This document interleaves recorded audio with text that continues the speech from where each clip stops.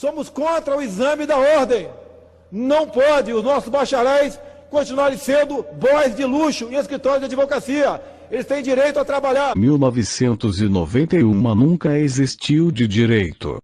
O ministro da Justiça Oswaldo Aranha do governo provisório de Getúlio Vargas em 1930, reformulando o Estado brasileiro, agiu para que fosse editado o Decreto Presidencial número 19.408 em 18 de novembro de 1930, que em seu artigo 17, criava legal e formalmente a Ordem dos Advogados do Brasil, existindo até hoje o histórico Instituto dos Advogados Brasileiros, IAB.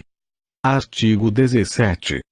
Fica criada a Ordem dos Advogados Brasileiros, órgão de disciplina e seleção da classe dos advogados, que se regerá pelos estatutos que forem votados pelo Instituto da Ordem dos Advogados Brasileiros, com a colaboração dos institutos dos estados, e aprovados pelo governo. A Ordem dos Advogados do Brasil, autarquia vinculada ao Judiciário, responsável por fiscalizar o exercício da profissão de advogado no Brasil, foi extinta pelo Decreto número 11, de 18 de janeiro de 1991, que revogou o Decreto número 19.408, de 18 de novembro de 1930, criador da Ordem dos Advogados do Brasil. O reconhecimento deste fato não requer do cidadão nenhum conhecimento específico além da alfabetização, basta ler os referidos decretos. Tentou-se por anteprojetos de lei e não se obteve êxito na criação da OAB.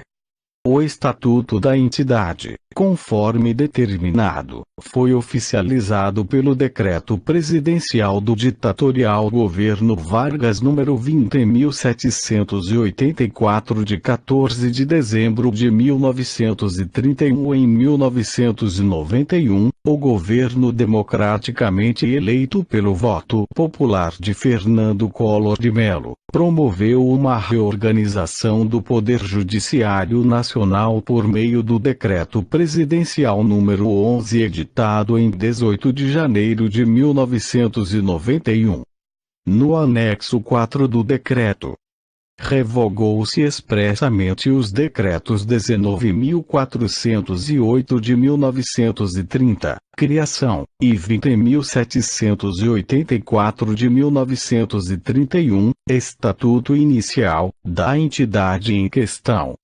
Apenas para registro formal, o Decreto 11 de 1991 e o Decreto 4.215 de 1963. Exame enquanto acadêmicos, o Decreto número 11 de 1991, anexo 4, que revogou o Decreto Presidencial número 19.408 em 18 de novembro de 1930. O Estatuto da OAB, Lei número 8.906 de 1994, através do provimento número 109 de 2005, do Conselho Federal da OAB, atribuiu o exame ao Conselho. Contudo, é necessário lembrar que a aplicação de provimento não é competência de ente privado, mas sim da administração pública. Sendo assim, é necessário explicar o que é provimento. O provimento em cargo público é o ato administrativo que exterioriza a vontade da administração pública para o preenchimento de cargo público por um agente. Sua disciplina jurídica para os servidores públicos federais é feita pela Lei nº 8.112 de 1990. Divide-se em categorias, as quais dependem da natureza do cargo a ser provido. Por isso, o provimento poderá ser, em caráter efetivo, ou permanente, através de concurso, em caráter provisório, para cargos em confiança, isto é, de direção, chefia, assistência e assessoramento. Em caráter vitalício, para magistrados, membros do Ministério Público e os conselheiros dos tribunais de contas. Ainda existe uma forma de provimento peculiar, a por mandato fixos e pré-estabelecidos por lei, geralmente por período de 5 anos, como ocorre, por exemplo, nas agências reguladoras. Importante ressaltar que nenhum destes casos se confundem com provimento para cargos temporários, os denominados servidores temporários, cuja contratação pressupõe situação excepcional ou de emergência, bem como prazo certo e determinado. Nos parâmetros criados pela Lei nº 8.906 de 1994 em seu artigo 8º, inciso 4, diz que, para se inscrever como advogado é necessário ser aprovado no exame de ordem. No parágrafo 1º do mesmo dispositivo diz: o exame da ordem é regulado em provimento do Conselho Federal da OAB. O Conselho Federal da OAB. Evidentemente, apenas a lei poderia estabelecer as qualificações necessárias ao exercício profissional, conforme previsto pela Constituição Federal, em seu artigo 5º, inciso 13.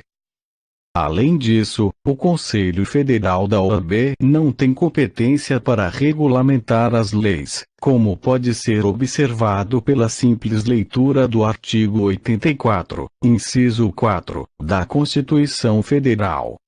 De acordo com esse dispositivo, compete privativamente ao Presidente da República regulamentar as leis, para a sua fiel execução.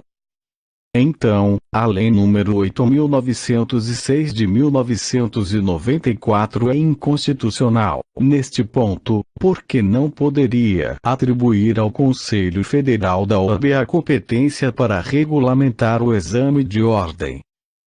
Lembrando que o provimento é prerrogativa do Presidente da República, como fala o artigo 84, inciso 4 da Constituição Federal de 1988. Sendo assim, somente o Presidente da República Federativa do Brasil, por previsão dentro do sistema constitucional.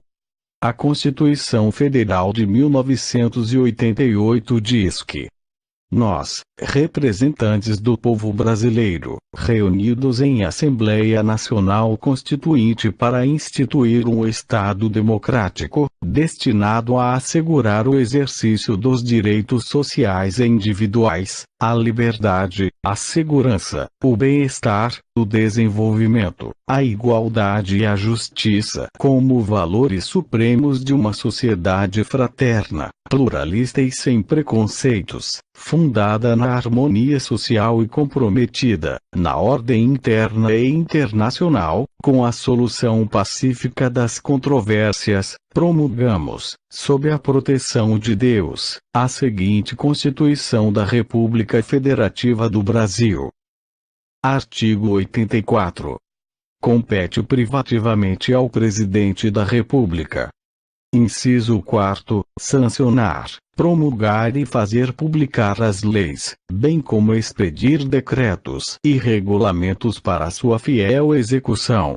O Presidente da República tem a prerrogativa dos termos do artigo 84, inciso 4 da Constituição Federal 1988, por decreto presidencial, a revogação do provimento de aplicação de exame de ordem pelo Conselho Federal da OAB. Repetindo, o provimento é ato da administração pública e não pode ser utilizado por uma entidade de classe privada. E a prerrogativa é do Presidente da República. O Conselho da OAB não é o Presidente da República. E o decreto presidencial não estará revogando a Lei nº 8.906 de 1994, apenas o provimento que atribui ao Conselho da OAB a aplicação do exame, e não a lei. Demonstra-se que não existe aplicação de provimento por um conselho de classe. É necessário elucidar o artigo 5, inciso 13, Lei de Diretrizes Educacionais. A competência reconhece os profissionais. Sendo assim, traz o artigo suscitado. Artigo 5º da Constituição Federal de 1988. Artigo 5º. Todos são iguais perante a lei, sem distinção de qualquer natureza, garantindo-se aos brasileiros e aos estrangeiros residentes no país a inviolabilidade do direito à vida, à liberdade, à igualdade, à segurança e à propriedade, nos termos seguintes. Inciso 13, é livre o exercício de qualquer trabalho, ofício ou profissão, atendidas as qualificações profissionais que a lei estabelecer. O artigo 5º, inciso 13 da Constituição Federal é cláusula pétrea, aumento de direito e não retirada. A Constituição Federal 1988, a mesma eficácia até 1994, é a de hoje. A lei que especifica é diretrizes educacionais e não entidade de classe privada. Quando uma autarquia é extinta, deve-se dar baixa em todos os seus registros oficiais, como o CNPJ, por exemplo. Todo o seu patrimônio deve ser devolvido à União e uma prestação de contas deve ser apresentada. Nada disto foi feito. E isto viola diversas leis, inclusive as leis penais, mas nenhuma providência foi tomada pela Receita Federal ou pelo Ministério Público. O Supremo Tribunal Federal deste país, que tem a missão de guardar a Constituição, foi dos primeiros a sair em socorro desta entidade, que sequer podia ser chamada de moribunda, pois há muito estava falecida. E desenvolveu um argumento totalmente falacioso para compactuar com as violações das leis de nosso país. O STF desenvolveu a proposição de que a OAB seria uma pessoa fictícia de natureza sui generis e que, portanto, ora era uma entidade pública, ora era uma entidade privada, usufruindo assim de privilégios e eximindo-se dos deveres comuns às demais pessoas jurídicas. Como ser constituída conforme a lei, por exemplo. Uma pessoa jurídica ou é criada por lei, ou é criada por um estatuto registrado em cartório com as demais formalidades que a lei impõe. Ainda que esta nova entidade adotasse o mesmo nome, não seria mais a mesma pessoa jurídica, seria uma nova pessoa com o mesmo nome, mas com distinto CNPJ. Portanto, carecedora de nova formalidade para sua criação, carecedora de novo registro e nova documentação conforme requisitos da lei para a criação de pessoas jurídicas, seja ela pública ou privada. Assim como ocorre com os cidadãos, para cada João que nasce um novo registro deve ser feito. Não se admite que um João recém-nascido se utilize dos documentos de um João falecido. A regra também se aplica para as pessoas jurídicas. E o uso de documento alheio, pelos dirigentes da extinta autarquia, é um crime que foi ignorado pelo Ministério Público Federal. E continua sendo. Não há como negar que no período entre 18 de janeiro de 1991 e 4 de julho de 1994, e a partir desta data inclusive, houve um vácuo onde nenhuma entidade existia com a aptidão jurídica necessária para regulamentar ou fiscalizar o exercício da profissão de advogado, aplicar o exame de ordem, ou mesmo cobrar anuidades dos profissionais da advocacia. Nenhuma pessoa jurídica de direito público ou privado foi criada por lei ou em conformidade com a lei para assumir o lugar da extinta autarquia. Por esta razão, temos como líquido e certo que todos os atos praticados pelos ex-dirigentes desta extinta autarquia, naquele período e a partir dele, foram à revelia da lei. Houve uma manifesta usurpação do poder público jamais questionada pelas autoridades. Com a extinção da autarquia, todos os registros de advogados também foram automaticamente extintos.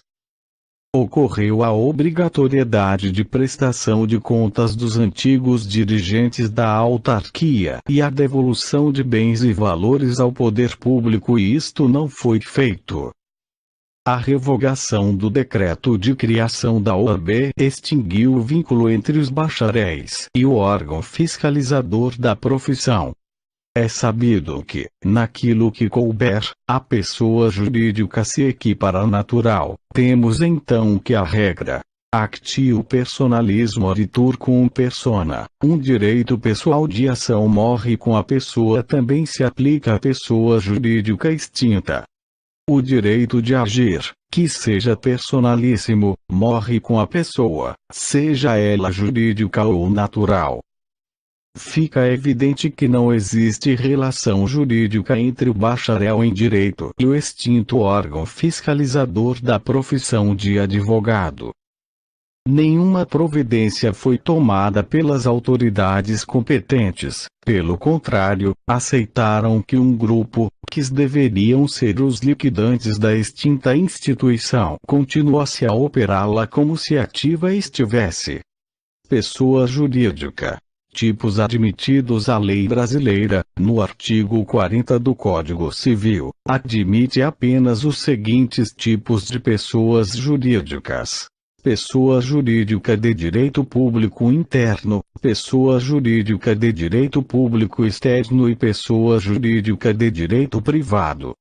E o artigo 44 do Código Civil dispõe que são pessoas jurídicas de direito privado as associações, as sociedades, as fundações, as organizações religiosas, os partidos políticos e as empresas individuais de responsabilidade limitada.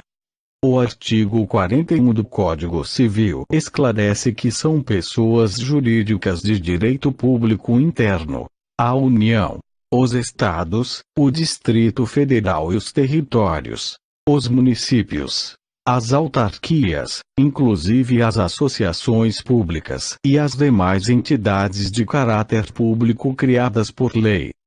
O artigo 42 do Código Civil, que são pessoas jurídicas de direito público externo os estados estrangeiros e todas as pessoas que forem regidas pelo direito internacional público, e a OAB não se enquadra em nenhuma destas situações acima.